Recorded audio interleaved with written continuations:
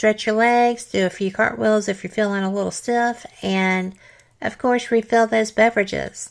We'll be back in 5. NPR podcasts are now available on every major platform. Check out all our shows at npr.org/podcasts. That's npr.org/podcasts. Live from NPR News in Washington, I'm Janine Herbst. Lawmakers are weighing in on the temporary ceasefire in the trade dispute between the U.S. and China, with President Trump pledging not to impose new tariffs on China for 90 days at the G20 summit in Argentina.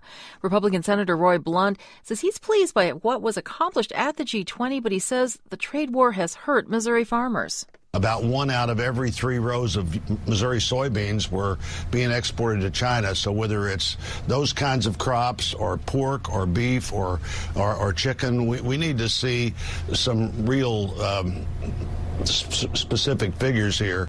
Democratic Senator Ben Cardin says the U.S. needs to make sure China comes through. Clearly, it is encouraging to see that we are talking with the Chinese on the trade front. China has created many problems with trade. They have many obstacles to free trade. Both men speaking there on Fox News Sunday. As representatives from almost 200 countries gather in Poland today for 2 weeks of climate talks, thousands of climate change demonstrators turned out in Brussels. Terry Schultz has more. Organizers of the Brussels March called on international negotiators in Katowice, Poland, to implement the goals set in Paris 3 years ago, limiting global warming to 1.5 degrees Celsius. Up to 25,000 people were expected to participate. As many as 75,000 turned out, according to police estimates. What do we want? When do we want it? Charlene Durand was among them. She says she wasn't surprised by the high numbers. It's just to show that there are many people who want action about climate. Nothing is really changing, and the planet is destroyed day by day. Durand says she hopes politicians pay attention. Belgian Prime Minister Charles Michel did, tweeting out his congratulations on the success of the climate march and promising he'll defend ambitious targets at the talks. For NPR News, I'm Terry Schultz in Brussels. A sports complex in Tijuana, Mexico, housing thousands of Central American migrants, has been shut down. From Mexico City, NPR's Carrie Kahn reports. State Health Department officials in Tijuana posted closed signs at entrances to the sports complex, citing poor health conditions, especially after recent rains flooded outdoor areas where migrants had been living under tarps and in small tents.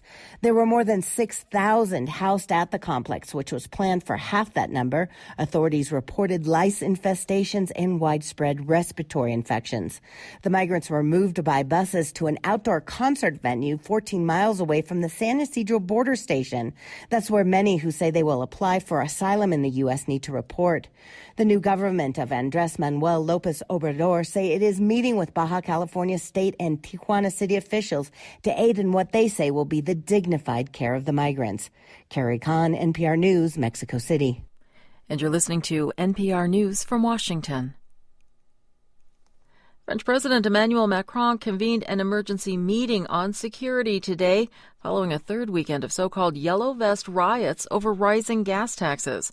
Protesters damaged the Arc de Triomphe, and authorities say more than 130 people were injured, more than 400 others arrested. Israeli police say Prime Minister Benjamin Netanyahu should be indicted on bribery charges. NPR's Daniel Estrin reports they say they have evidence Netanyahu gave bribes in exchange for positive press coverage. Israeli police say Netanyahu gave regulatory favors to the chief shareholder of an Israeli telecommunications company. And in exchange, police say Netanyahu and his wife sought favorable coverage in the company's subsidiary news site. Police say from 2012 to 2017, Netanyahu and his associates got involved in coverage, seeking to place flattering photos and stories and remove critical stories, and sought to influence the hiring of editors and reporters. Netanyahu denies wrongdoing. Earlier this year, police recommended Netanyahu be indicted in 2 other corruption cases involving suspected bribes from businessmen and seeking favorable news coverage. It could take months before Israel's Attorney General decides whether to indict Netanyahu. Daniel Estrin, NPR News, Jerusalem. The U.S. military has intensified a bombing campaign in Somalia, and officials say at least 9 militants were killed in an airstrike. That campaign has been going on for more than a decade, but the Trump administration changed the rules of engagement to allow U.S. offensive attacks. I'm Janine Herbst, NPR News in Washington. And just like that, we're back. I so much appreciate y'all being here with us tonight. You are listening to Fate Radio on WBHM Digital Broadcasting, and we are out of Birmingham, Alabama. I'm joined tonight by my guest, Judy Griffin, Dr. Judy Griffin. She is just an amazing person. You can check out her website at www.aromahealthtexas.com. She also has a Facebook page of the same title, Aroma Health Therapy. No, Aroma Health Texas. I apologize, Judy. And I just said it right. I don't know what's wrong there. But, I have really been enjoying this. And like I told you, it's so fascinating to me to speak with people who can do things that are a struggle for me. And it's just interesting to hear how your family, went from historically, I think you said 4 generations of midwives and healers, and your mother with her rose water. And I know that I read that she would give it to you just to put on your hands so that you would feel good too. And I just think that's such a beautiful thing. It brings up another topic I'd just like to mention. Here Sure. I go being pragmatic again. But the whole point of topical application of so many of the things we do is that the skin is your biggest immune organ.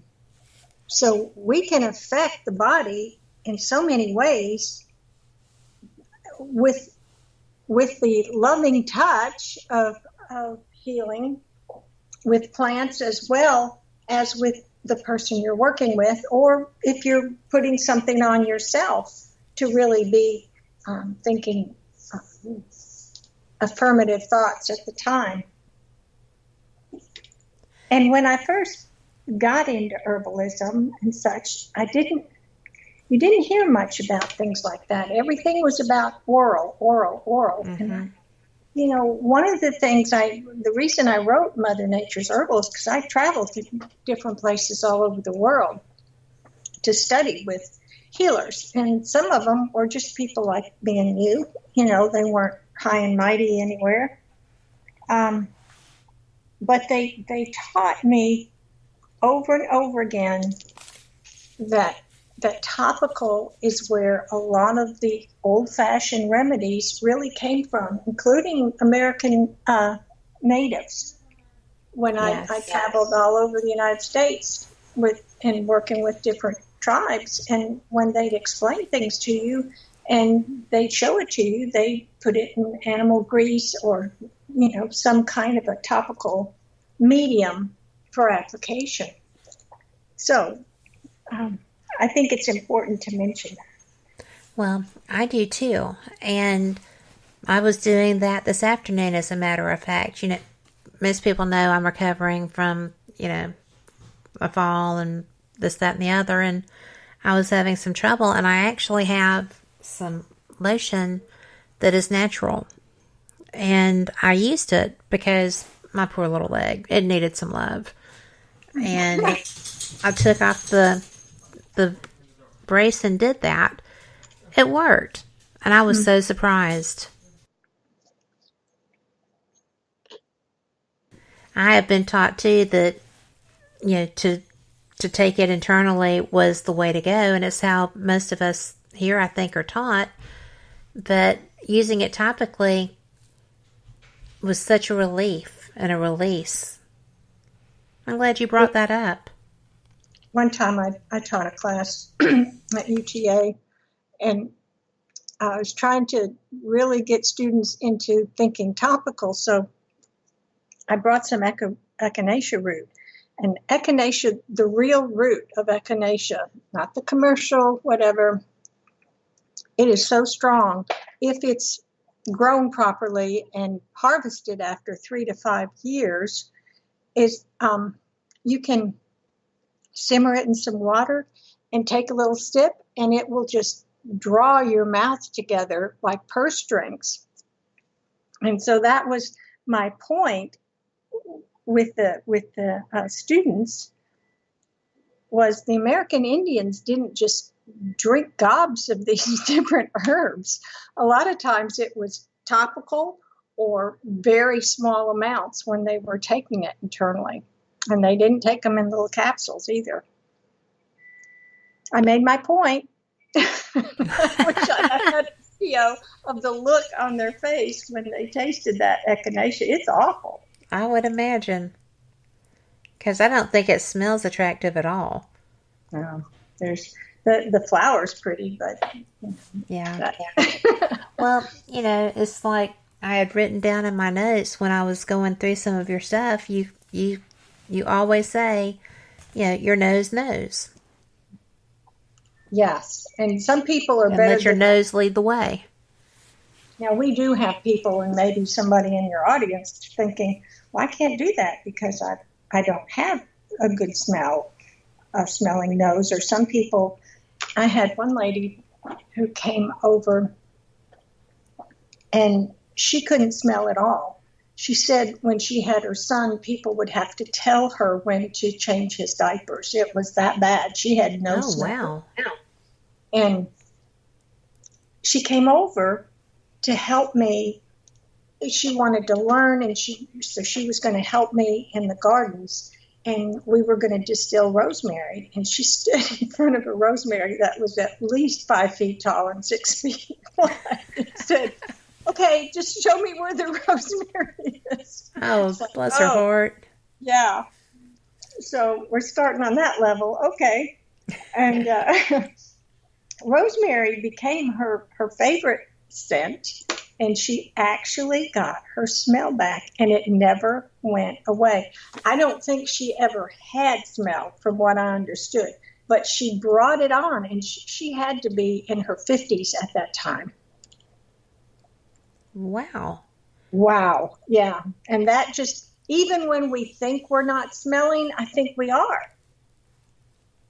Well, it's all around us, and it is a natural sense. And even though she didn't think she could smell, being around it and touching it, I said, take some home, some of the plant and everything. And I don't know how long it was, at least maybe a couple of weeks, but that's not very long. And she said she started smelling. Wow, that was a beautiful thing for her. Yeah, so there's a possibility. I'm not saying that rosemary brings back smell. That was just the herb that she was introduced to, okay? Right. But the fact that she kept being around it and trying to smell it, and when you distill an herb like that, she was here when I distilled it, and there is such a purity in the pure distillation of the volatile oils, essential oils, and mostly waters that come out. And it just infuses the whole place. And I think that helped also, because it got in every pore in her body before she left. Well, that would do it. Yeah. But I had a question for you. I actually had this written out to the side of my notes because I don't know what it is. But what is a volatile oil? A volatile oil usually has scent, and it lifts very quickly. And most, really, unless it's a chemical, a plant aroma, essential oil, water, anything, has got volatile oils in it, even though you may not see it, and they lift very quickly. That means they go to the top of the ceiling. Okay. That's what volatile means. And what's so beautiful about it, Kat, is it's transforming, just like our soul. Okay, this plant is doing the same thing as it lifts and moves and drives. It shows that it's a living being, for one thing. And you can't really see it going up in the air, but it does lift. If you've ever drawn a bath and had some aroma in there, you can smell it as it lifts from the bathtub up to your nose when you're stepping into the bathtub. So volatile means it moves, it drives, and it's going